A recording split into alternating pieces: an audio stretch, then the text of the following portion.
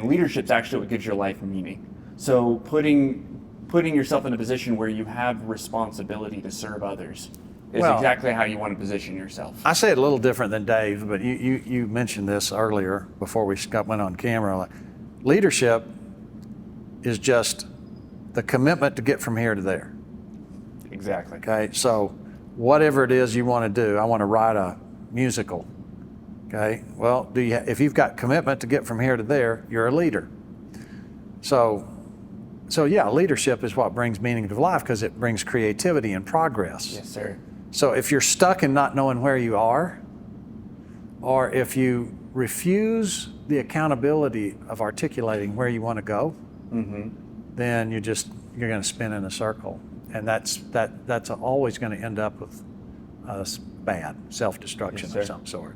So let me take this possibly on our final note of this conversation to a place of maximal application. Okay. And that is to everyone who's watching this, most of which are my clients. And so one of the principles that I've reinforced in the relationship that we have is that finances aren't happening to us, we are happening to finances. We are partnering together so that we can use this thing called money as a pathway to accomplish values, right? So with that being said, to the individual, how does everyone who takes the time to identify their transcendent there embody and communicate that to the people that they have influence with? Because I think the danger to this conversation, and rightfully so, can be, man, Tim is an interesting person.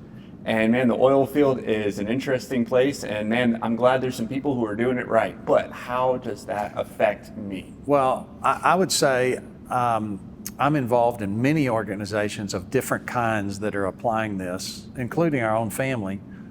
And when you apply these principles, and irrespective of where your value base is, this is timeless wisdom.